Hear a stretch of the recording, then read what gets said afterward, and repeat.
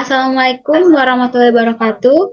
Perkenalkan, kami dari kelompok 1 kelas 17 2A11. Di sini kami akan mempresentasikan bagaimana manusia bertuhan. Sebelum memulai presentasi, perkenalkan nama saya Haiti Intan Baiduri dan kelompok anggota saya yaitu Maifadara Mayadita, Safira Anandita, dan Zulkadafi Adam. Untuk pembagian materinya, makna bertuhan akan dibacakan oleh Maifadara Mayadita, aspek pembahasan Tuhan dibacakan oleh saya, pandangan filosof tentang Tuhan sama konsep spiritualitas akan dibacakan oleh Safira Anandita, dan terakhir alasan mengapa manusia memerlukan spiritualitas sama pandangan akan dibacakan oleh Zulkadafi Adam. Selanjutnya, kami akan memulai presentasi materi kami. Makna bertuhan. Kesadaran akan adanya Tuhan dan sebuah keyakinan bahwa Tuhan adalah Yang Maha Esa. Bertuhan juga berarti mengimani dan bersaksi atas ketuhanan Allah Subhanahu wa Ta'ala. Melalui agama manusia diberikan kesadaran untuk tidak merasa paling pintar, hebat dan benar dan sebagainya. Manusia tidak bisa menjawab semua pertanyaan yang ada di dalam dunia yang luas ini. Di atas langit masih ada langit. Seseorang mengandaikan adanya kekuatan lain di luar dirinya untuk membantu menyelesaikan problematik tersebut. Ini artinya kita sebagai manusia secara riahnya membutuhkan yang lain, yang bisa mengatasi dan melampaui batas-batas kelemahan dan keterbatasan manusia. Dengan demikian, Tuhan ditakdirkan dalam kehidupan dalam rangka memenuhi kebutuhan manusia yang terbatas. Dalam surat Al-Fatihah ayat 5 yang berbunyi, Iyyaka na'budu wa iyyaka nasta'in, yang artinya, hanya kepada Engkaulah kepada kami menyembah dan hanya kepada Engkaulah kami memohon pertolongan. Quran surat Al-Fatihah ayat 5, yang bermakna, na'budu diambil dari kata ibadaat, kepatuhan dan ketundukan yang ditimbulkan oleh perasaan terhadap kebesaran Allah sebagai Tuhan yang disembah karena keyakinan bahwa Allah mempunyai kekuasaan yang mutlak terhadapnya. 2. Nasta'in atau meminta pertolongan. Terambil dari kata istianah, mengharapkan bantuan untuk dapat menyelesaikan sesuatu pekerjaan yang tidak sanggup dikerjakan dengan tenaga sendiri. Pada umumnya, manusia mengambil keyakinan mereka dari orang di sekelilingnya. Ia mengimani apa yang mereka imani. Ada kelompok yang mau menerima hanya apa yang bisa memuaskan akalnya dan bisa menenangkan hatinya. Dalam proses kehidupan, bertuhan memiliki setidaknya 3 aspek makna eksistensial, yang hal ini sangat mempengaruhi pola keberagaman, yaitu A. Memiliki Tuhan atau mode of living, B. Hidup bersama Tuhan atau mode of being, C. Mengabdi kepada Tuhan atau mode of serving. Dalam setiap agama selalu diajarkan tentang Tuhan. Semua agama prinsip dasarnya adalah keyakinan terhadap Tuhan. Pada masa sekarang, orang secara umum memandang sains dan filsafat sebagai 2 hal yang bertentangan dengan agama. Aspek pembahasan Tuhan. Dalam membahas masalah ketuhanan, setidaknya terdapat 5 hal yang harus dicakup, yaitu 1. Wujud. Percaya akan ada atau tiadanya Tuhan akan sangat mempengaruhi cara dan pola kehidupan yang dijalani oleh manusia dari abad ke abad dan dari generasi ke generasi. 2. Zat Tuhan. Pembahasan tentang zat Allah merupakan hal yang pelik dan membutuhkan pemikiran jernih dan mendalam. Penalaran secara umum dilarang membahas zat Tuhan. 3. Sifat. Ada 2 aliran pemikiran yang perlu dikenal, yaitu aliran antropomorfisme dan teopomorfisme. 1. Sebagai tasbih sifat Tuhan dengan sifat manusia yang dapat dikenali secara mudah oleh manusia. 2. Tanzih, yaitu ketidakserupaan sama sekali sifat Tuhan dengan sifat manapun makhluknya. 4. Nama-nama Tuhan.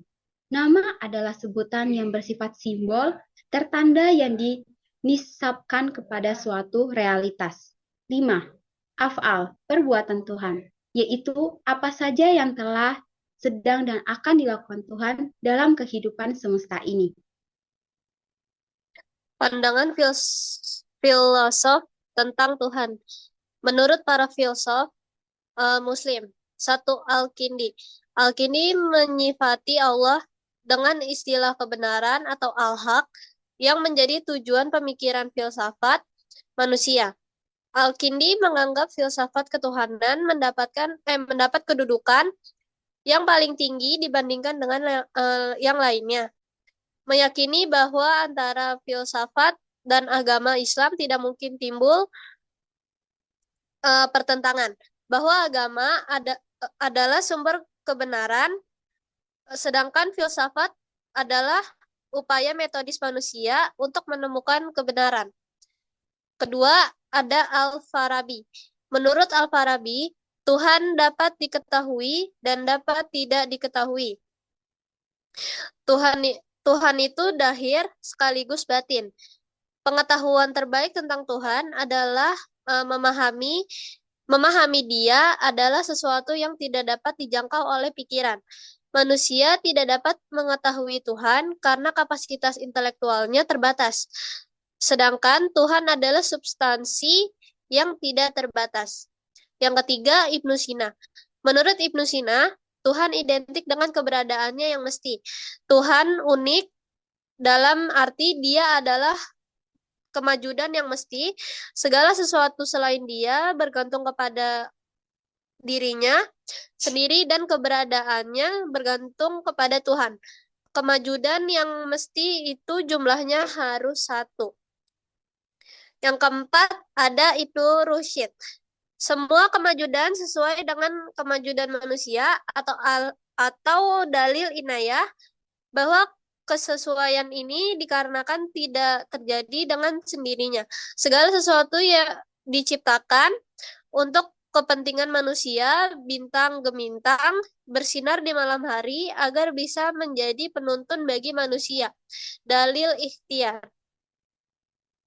Menurut filosof barat, Lloyd Morgan, perpisahan dari sederhana kepada susunan tidak cukup untuk menafsirkan timbulnya hidup selama di dalam susunan itu. Tidak ada sesuatu yang baru. Adanya ciri-ciri khas kejiwaan atau ciri-ciri khas pada kehidupan pada benda zaman dahulu. Dan bagi Morgan, hukum susunan dan pilihan tidak boleh. Sebuah perkembangan evolusi cukup untuk melepaskan dari inayah Tuhan pada akhirnya. Kedua, Samuel Alexander menerapkan hukum-hukum aliran evolusi pada Tuhan. Ia mengumpulkan antara teori evolusi dengan aliran Hegel. Menurutnya, Tuhan adalah tingkat teladan atau idealis. Karenanya, alam semesta bergerak untuk mengeluarkan Dia dari lipatannya atau persembunyiannya. Yang ketiga ada Marcel Christian Simtus, di mana tanpa empat tersebut hakikatnya bagi alam semesta ini tidak berwujud. Yang menetapkan terbaik Dia dan menyertai pengingkatan di antara keseluruhan yang mungkin ketika ia menjadi peristiwa nyata dan juga yang mengeluarkan peristiwa dari satu kumpulan ke peristiwa yang banyak karena Allah. Menurut filosof barat. 4 ada Nietzsche. Menurut Nietzsche, Tuhan telah mati. Dan bahwa keberaniannya itulah agama yang seharusnya dipeluk oleh setiap orang-orang yang berhak atau pantas hidup, karena keberaniannya adalah tingkah laku atau akidah yang paling diperlukan oleh jiwa dalam suatu yang kosong dari Tuhan. Yang kelima ada Hartman. Bagi Hartman, Tuhan bukanlah suatu zat, dan bahwa ia merasakan dirinya sendiri atau yang memiliki aku. Menurutnya, kemauan mempunyai kesenjangan tanpa mempunyai kesadaran dan perasaan terhadap apa yang disengajakannya. Karena naluri kehewanan sebagai akibat bagi kita dari kemauan bermaksud kepada sesuatu tujuan yang tidak menyadari apa yang dimaksudnya. Konsep spiritualis bagi landasan keberuntungan. Agama adalah seperangkat doktrin, kepercayaan, atau sekumpulan norma yang diajarkan bersifat universal dan mutlak kebenarannya. Adapun keberagaman adalah penyikapan atau pemahaman para penganut agama terhadap doktrin, kepercayaan, atau ajaran Tuhan itu, yang tentunya saja menjadi bersifat relatif dan sudah pasti kebenarannya pun menjadi bernilai relatif. Mengapa demikian? Tentunya jawabannya karena manusia telah diberkahi dengan akal dan pikiran yang bisa membuat manusia tampil sebagai khalifah di muka bumi ini. Setiap manusia kepercayaan akan sesuatu yang dianggap agung atau maha. Kepercayaan inilah yang disebut sebagai spiritual. Konsep spiritualis sebagai landasan kebertuhanan. Definisi spiritualis dalam kebertuhanan mencakup 1. Kesadaran akan kehadiran Tuhan, yaitu menyadari bahwa Tuhan adalah realitas tinggi yang membimbing kehidupan manusia.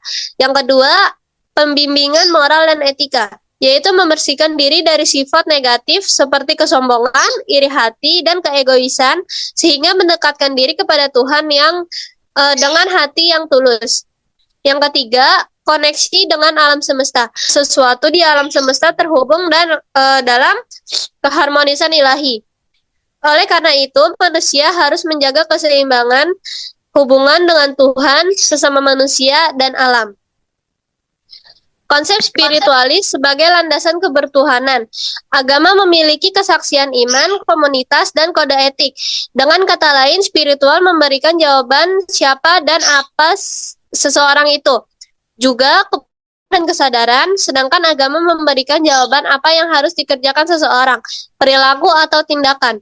Menurut Burkhardt 1993, spiritualitas meliputi aspek-aspek. Yang pertama, berhubungan juga dengan sesuatu yang tidak diketahui atau ketidakpastian dalam kehidupan. Yang kedua, menemukan arti dan tujuan hidup. Yang ketiga, menyadari kemampuan untuk menggunakan sebuah sumber dan kekuatan dalam diri sendiri. Dan yang terakhir, mempunyai perasaan keterikatan dengan diri sendiri dengan yang maha tinggi. Alasan mengapa manusia memerlukan spiritual. Spiritual sangat erat kaitannya antara manusia dengan spiritual karena pada dasarnya manusia diciptakan untuk menyembah kepada Allah. Oleh sebab itu untuk bisa mencapai arti hubungan manusia dan spiritual, kita harus mampu menggabungkan atau menyatukan diri kita dengan spiritual. Dengan kata lain, spiritual membantu manusia menjalani hidup dengan lebih damai, bijaksana, dan bermakna dengan cara kita melaksanakan perintahnya dan menjauhi larangannya. Alasan mengapa manusia memerlukan spiritual, dan apabila kita sudah mampu melakukannya, maka kita mencapai spiritualisme Islam, yaitu memahami dan merasakan keagungan Allah, memahami itu dengan akal dan merasakan itu dengan hati. Orang yang cerdas secara spiritual yaitu orang yang mampu menangkap sinyal keagungan Allah, memahami dan merasakan keindahan ilahi. Orang yang cerdas secara spiritual juga mampu merasakan keindahan ilahi. Larut dalam aturan main yang telah ditetapkan oleh Allah. Setelah keagungan dan keindahan ilahi didapatkan, maka sang penapak jalan spiritual terbuka mata hatinya. Terdengar suara hati nuraninya menyentuh langit-langit jiwanya. Anggapan tersebut memberikan pedoman dasar yang diberikan dengan sebuah dorongan pengetahuan spiritual sofistik yang menggambarkan orang-orang minat pada persepsi tentang alam baka, dan menumbuhkan cinta Allah dalam hati mereka.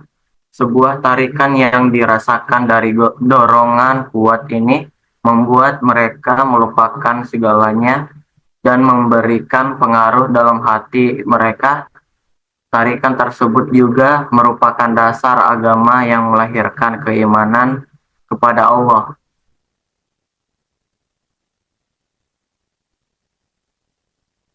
Pandangan psikologis, sosiologis, fisiologis, dan teknologis tentang konsep ketuhanan. Tuhan dirasakan kehadirannya dalam perspektif psikologis, yaitu jiwa. Secara naluriah, manusia selalu berusaha menyandarkan hasrat kehidupannya kepada sesuatu yang dianggap memiliki kekuatan absolut. Hal ini bisa terlihat dalam rentangan sejarah kehidupan manusia, baik pada zaman klasik sampai kepada